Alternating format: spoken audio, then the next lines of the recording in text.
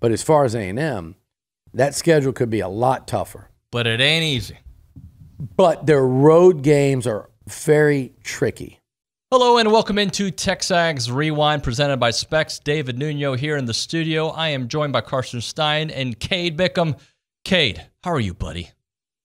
I'm doing great, David. I'm doing fantastic. Nick had a little Zoom meeting at 9 o'clock, so I got in the chair for him, and I've been running it ever since. So, as a Colorado kid, how did you get that Rockets throwback awesome hoodie? Like, that's fantastic. Well, so my parents so I was born in Houston. My family's from Houston. We were down there for vacation, seeing some family.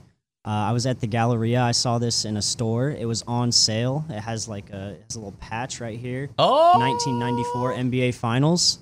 And I thought it was pretty sweet, so I bought it. Yeah, good stuff. Mr. Steiniak, what was your favorite part of the show? Olin Buchanan in the Go Hour, the GOAT. We should start calling it the GOAT Hour for, Olin Buchanan. Wait a second. So Olin is the one because I'm half of the Go Hour. You know that, right? You don't think I set up Olin for greatness sometimes? You think it's just all Olin? You set him up every now and then occasionally, okay. I'd say. All right. You know what I'm going to do? Kate, take off his mic. He's not talking the rest of the show. What did we have on the show today? Well, we had, obviously, the Go Hour. We had Chris Fowler. I thought he was great. Alabama insider. And then we had Billy Liucci. Full hour of Billy Liucci. Wonderful, as usual. By the way, we did not have Chris Fowler. He's from ESPN. We had Ryan Fowler. Ryan Fowler. I'm so sorry. It's all good. All that and a bag of chips. Carson, you're back on the Circle of Trust. Cade's out. We'll see you in a bit. Watch the rewind. Obi, I'm going to just tell you a couple things about the first, second, and third team in the SEC. Okay. Nobody on A&M made the first team. Okay. Okay. A couple guys on the second team, Shamar Turner and Nick Scorton. All right. Okay. And third team, Trey Zune. Props to Trey for making that. So that's nice. The one that I struggle with, do you know where I'm going with this? No. Okay. But I could probably guess. It's not a shot. It's not a shot. Okay. But I don't personally believe I've seen Walter Nolan play at a first team level. Right. I think he is first team level potential, right? I think, and he hasn't done it in the SEC, but I think Nick Scorton has shown first team level play. That's my commentary. I think we have seen more from Nick Scorton to say he should be first team, even in the SEC, than we've seen maybe from the other. Yeah, I'd agree with that. And that doesn't mean that I think at the end of the season, I will not be surprised if Walter Nolan's first team, but I think Nick Scorton will be there too. Yeah, just the key for Walter is attitude and desire to be good. And you know what? Here's what they might just tell him: well, look, this is your year to prove you're a first round draft choice, and this is your money year. And if you're motivated by money, then how could you not be motivated to play your best each and every game? But we're expecting a lot. Yeah. You're expecting a lot. Look, I think A&M upgraded with that trade, quote trade. So I've said today on this show that Alabama team that Texas beat convincingly is not the same Alabama team that we saw at the end of the year. So when you think about where Alabama was last year, and they still made the college football playoffs, right? Right. And the fact that Texas did have their way with them, double-digit win, whatever it was. When it comes to both Texas and Oklahoma, are they both, and Oklahoma's schedule is ridiculous, are they going to get a wake-up call this year? Well, I think they will. And I was talking with one of the coaches out there. I'm trying to think who it was. And I'll tell you what, it was Chris Doran. And he said, Texas, the one thing that, they kind of survive by these small victories, right? You're not going to be able to get by with that in the SEC. There's somebody going to get you. You guys see this. I mean, when you come into the league, you think, well, we can do what we have done in this league. I think Texas, week in and week out. Okay, take the Alabama game for them. Last year, yeah, it was more than a one-game schedule, but you get a chance to focus on Alabama a lot, right? We'd all heard the stories about them hiring Gary Patterson to kind of break down that one game, right? To come up with a strategy to slow down that Alabama offense. It worked. But they spent a lot of time in that one game. When you're in the SEC, you have to prepare for all types of games. When you look at Texas, That's the one I think is makes the SEC so strong. And I'm not saying any given week because I'm not in that kind of group, but it's not top heavy as some of these other leagues. You go to the middle of the pack teams, they may be 8-5, but you could pull them out and put them in another conference. They might be undefeated. Yep. This league eats you up. I mean, it is a league that you've got to be able to, like I said, I'm not one of those any given weeks. You've still got the Mississippi States, the Arkansas, the Kentuckys, the Vanderbilts, the South Carolinas, but you've got an Auburn that's sitting there, barely holding on. Where would they be at? So when you think about programs, it's just week in and week out. I think Texas is going to have a wake up call. And remember, I mean, Sark just coached his first double-digit win season, and he's been in some great spots. The best ability is availability, and I agree with that in instances. I don't agree with that when people said that, and I heard that in Dallas about Connor Wigman.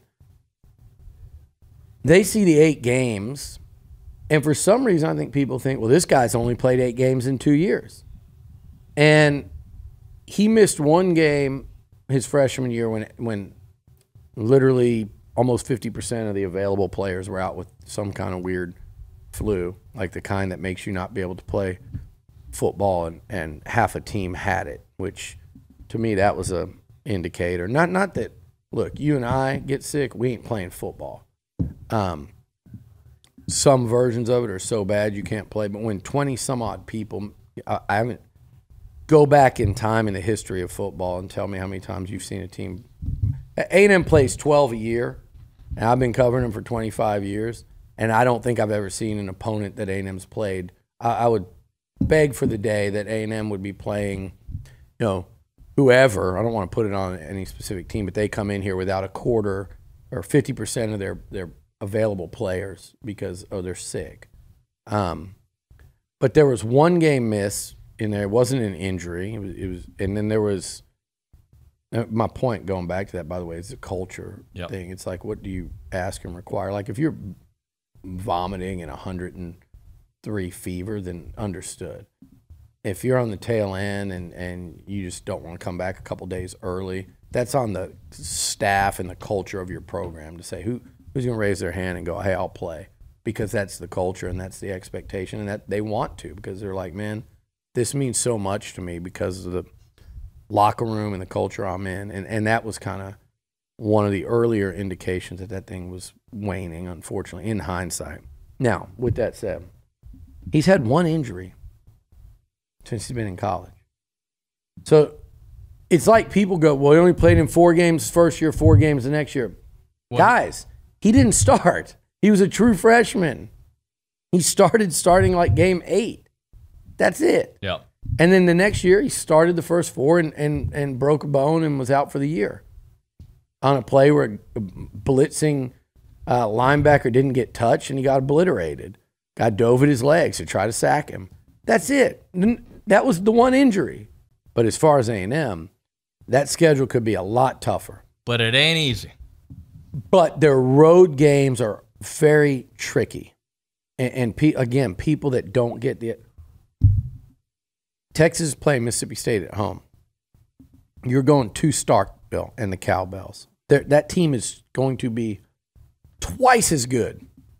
And that still doesn't make them great. Right. And it still doesn't mean you should go there and lose to like an unranked Mississippi State. They will be twice as good at home than they are away. Same thing with South Carolina, who by the way, has stockpiled some quality talent. They got NFL dudes over there under Beamer. And then Florida, you're going to the freaking swamp where they do have real talent. Auburn, late in the year to the Plains, and Jordan Hare, one of the toughest places to play in the SEC where they do have real talent. I heard some of the Texas writers telling me, man, those Auburn guys, those dudes look really good. And I'm like, yeah. Auburn, South Carolina, Kentucky, these teams that aren't as hot, they walk around in there and you go, yeah, these are real cats. And then you see them on Saturdays. It's not just the 3 that come to media days. They got a lot of dudes. They got a lot of dudes, yeah. So that is a pretty daunting road schedule. If you told me right now in those 4 SEC games that they're on the road, if Texas A&M could go 3-1, I'd say Texas A&M. If you told me they were going to go 3-1 in those games, I'd say Let me know how it goes against Notre Dame, because if they win that one, I could see them in the playoff.